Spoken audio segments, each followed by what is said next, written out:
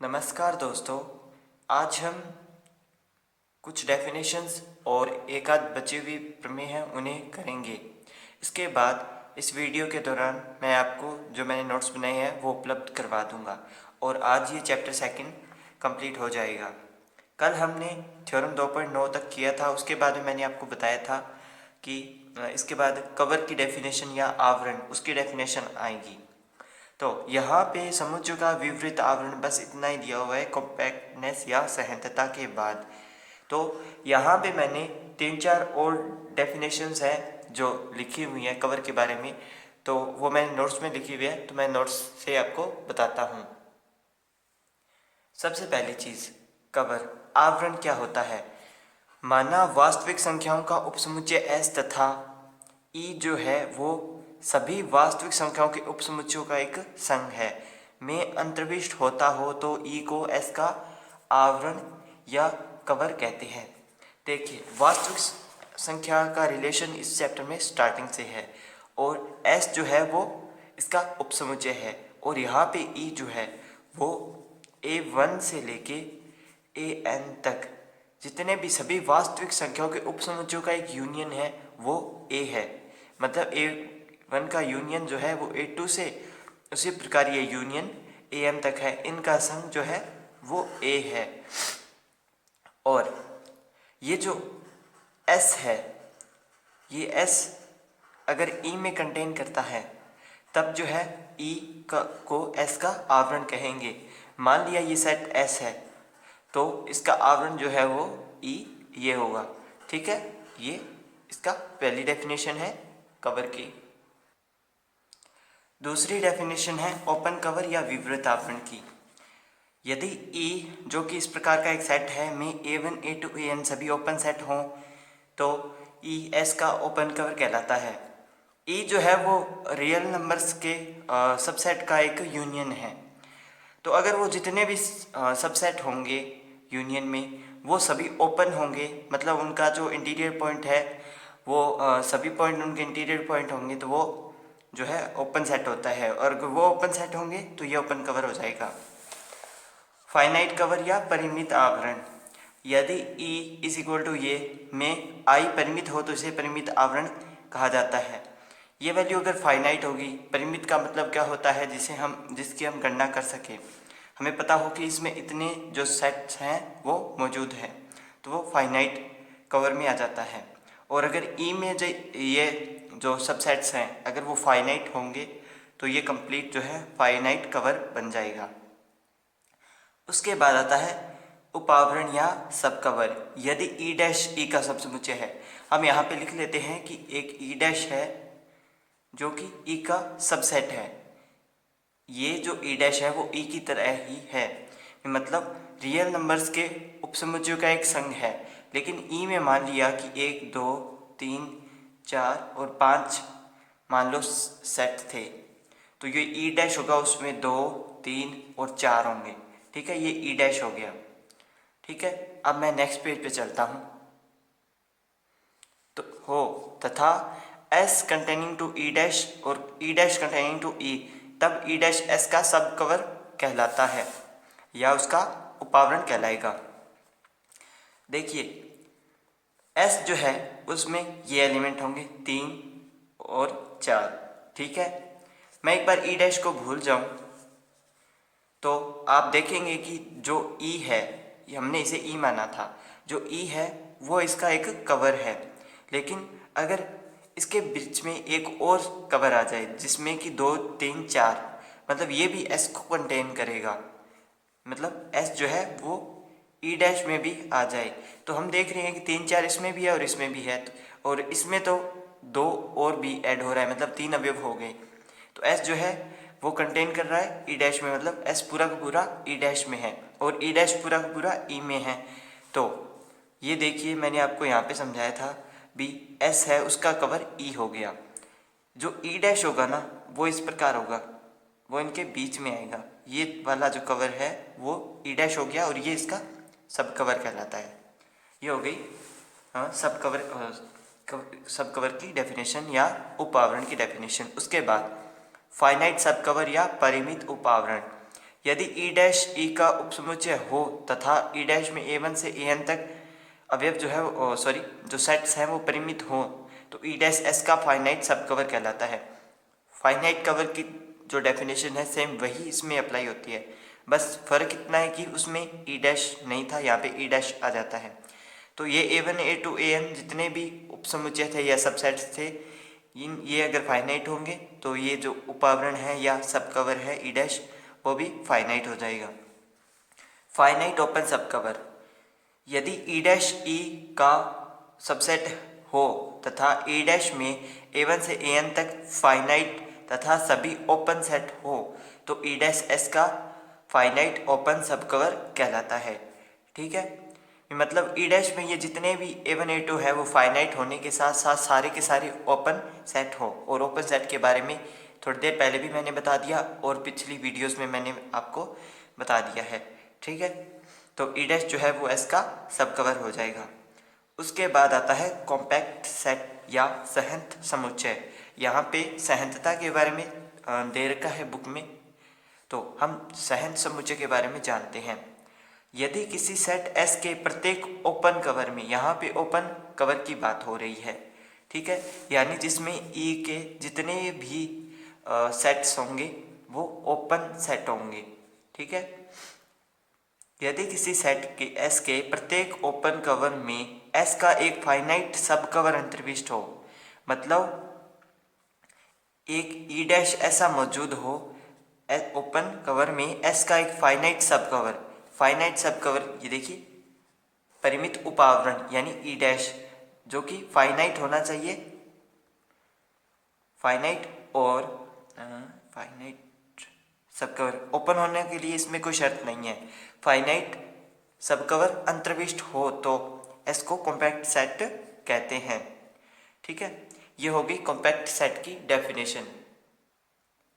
ठीक है, अब हम कनेक्टेड सेट के बारे में जानेंगे, लेकिन सहज समुच्चय में मैं आपको बता देता हूँ कि ये जो ई डैश होगा, ये जो फाइनाइट सब कवर होगा ना, फाइनाइट सब कवर, ये जो है अंतर्विष्ट होगा या कंटेन करेगा ओपन कवर को, ओ पी यानी ओपन कवर, ओ सी सॉरी, ये मैंने शॉर्ट फॉर्म लिखी है, फाइनाइट सब कवर कंटेन कर रहा है ओपन कवर में। ठीक है, अगर ऐसा हो जाता है किसी सेट S के लिए तो वो कॉम्पैक्ट सेट हो जाएगा। कनेक्टेड सेट या संबंध समुच्चय, वास्तविक संख्याओं का उपसमुच्चय S कनेक्टेड सेट कहलाता है यदि R के दो ऐसे ओपन सेट A तथा B विद्यमान नहीं हो जो निम्न को संतुष्ट करे। पहली चीज कि S जो है वो कंटेन नहीं करना चाहिए इन दो सेट के यूनियन में। दूसरी चीज A इंटरसेक्शन S जो है खाली होना चाहिए, phi is not equal to phi, खाली नहीं होना चाहिए। तीसरा B intersection S is not equal to phi, ये खाली नहीं होना चाहिए। ठीक है, ये तीन चीज़ें हैं जो इसमें हैं। ठीक है, अब देखिए इसका एक एग्जांपल है जो बुक से मैंने लिया था। x बिलोंग्स टू R और ये 0 से A के बीच में है, तो इसका हल, वास्तविक संख्याओं के दो ओपन सेट A तथा B विद्यमान नहीं है जो कि उपयुक्त तीनों कंडीशन को संतुष्ट करे। अतः मतलब ये जो एक कनेक्टेड सेट नहीं है। सॉरी मैं गलत बोल दिया। देखिए यहाँ पे भी ये बोल रहा है कि ओपन सेट में, मैं पेज थोड़ा ऊपर करता हूँ, यहाँ पे भी ये बोल रहा है कि A तथा B विद्यमान नहीं होने चाहिए, और यहाँ पे भी क्या है, A तथा B विद्यमान नहीं है जो उपयुक्त तीनों कंडीशन को संतुष्ट करे। अतः यह एक कनेक्टेड सेट या संबंध समुच्चय हो जाता है। ठीक है, अब आता है डिस्कनेक्टेड सेट या असंबंध समुच्चय। ऐसा समुच्चय जो कनेक्टेड सेट नहीं होता है उसे असंबंध समुच्चय कहते हैं। मतलब जो सेट कनेक्टेड नहीं होगा, जाहिर सी बात है वो डिस्कनेक्टेड सेट हो जाएगा। जैसे कि हमने थ्योरम 2.9 के बारे में देखा था, वहाँ पे हमने देखा था कि अगर उसका पूरक समुच्चय ओपन हो जाता है, शायद क्लोज था, ओपन, शायद वो क्लोज था या ओपन, अभी मुझे याद नहीं है, तो वो एक दूसरे के अलग थे। मान लो ये S था और ये उसका पूरक समुच्चय था। ठीक है। अगर ये क्लोज है तो ये ओपन है, अगर ये ओपन है तो ये क्लोज है। ये इस प्रकार से उन दोनों में था। सेम इसी चीज़ इन दोनों में है, कनेक्टेड और डिसकनेक्टेड।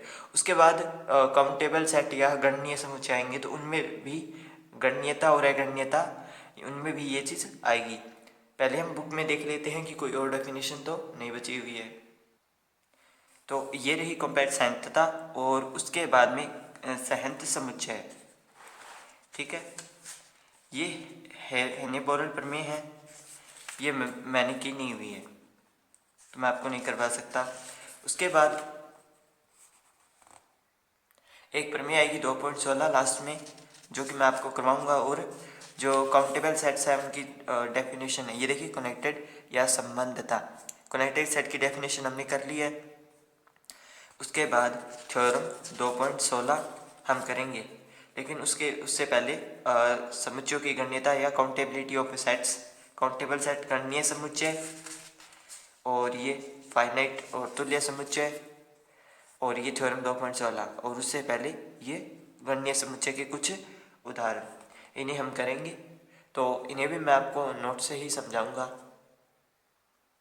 समुच्चयों की गणनीयता या जो सबसे पहली डेफिनेशन है वो गणनीय समुच्चय या काउंटेबल सेट की है, लेकिन मैंने आपको ये उदाहरण नहीं समझाया है जो कि डिस्कनेक्टेड सेट या असंबद्ध समुच्चय का है, जिसमें x है वो r से है, और ये x, ये जो एक फलन है वो 1 से लेकर 4 के बीच में, जहाँ x स्क्वायर इन दोनों के बीच में आता है। तो डिस्कनेक्टेड सेट में ऐसा होता है कि जो ये a और b है ये मौजूद होने चाहिए और इन तीनों कंडीशन को फॉलो करनी चाहिए। मतलब ये 3 कंडीशन होंगी और फिर इनको फॉलो नहीं होना चाहिए। ठीक है, तो अगर मैं देखूँ यहाँ पे तो 1 से लेकर 4 के बीच की वैल्यूज़ है, b हमें 1 से लेकर 2 तक मिल जाएगा, और a जो है वो -2 से -1 के बीच में होगा। अगर मैं इन वैल्यूज़ को पुट करूँ तो ये जो है 1 और 4 मुझे मिल जाएगी, अतः ये एक डिस्कनेक्टेड सेट है। गणनीय समुच्चय की बात करते हैं, जो ऐसा समुच्चय, ऐसा सेट जो नेचुरल नंबर से एकेकी संगतता रखता हो उसे काउंटेबल सेट कहा जाता है। मतलब 1 का संबंध 1 से। काउंटेबल सेट परिमित भी हो सकते हैं और अपरिमित भी हो सकते हैं। 5 जो है वो एक गणनीय समुच्चय है।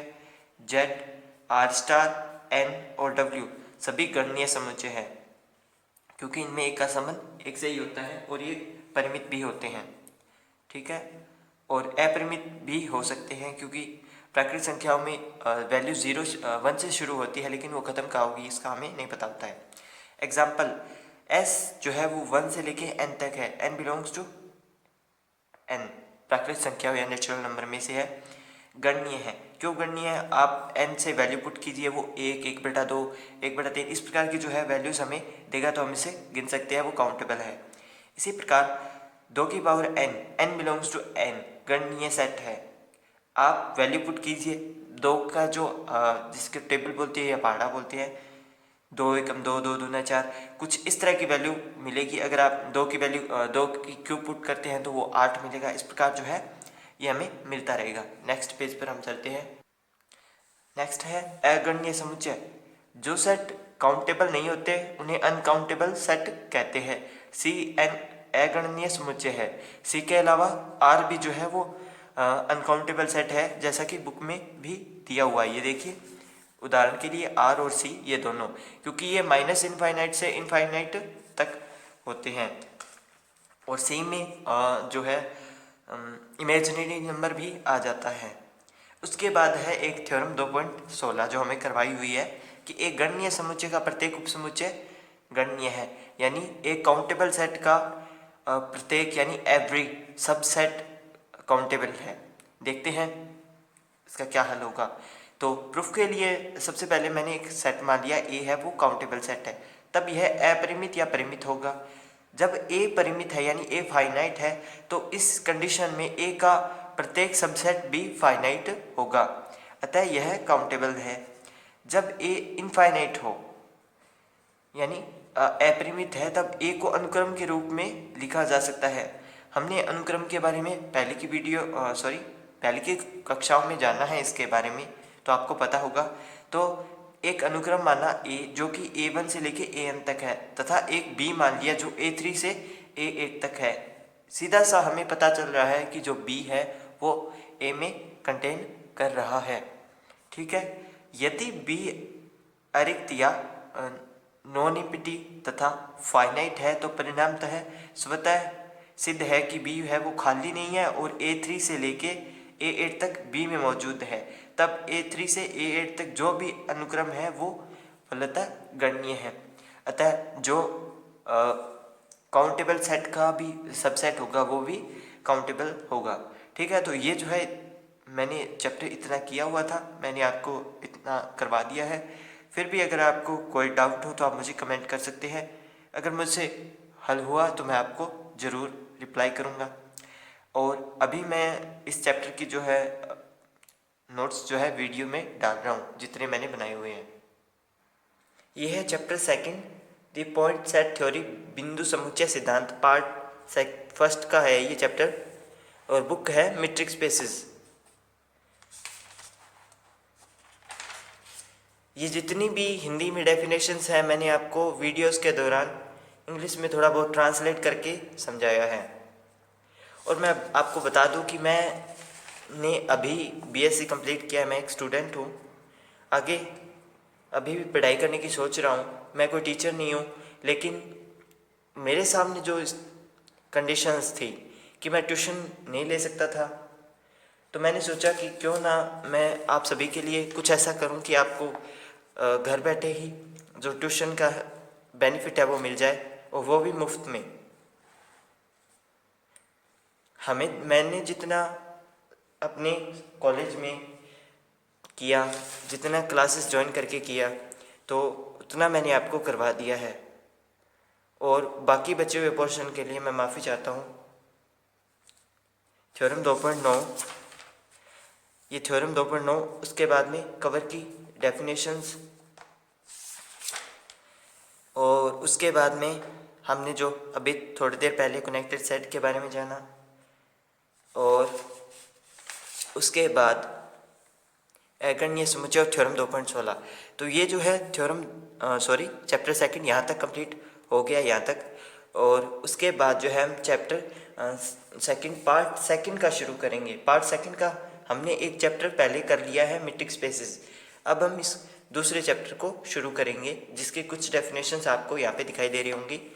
तो ये डेफिनेशंस भी मैं आपको नोट्स से ही समझाऊंगा, ताकि आपको आसानी से समझ आ सके।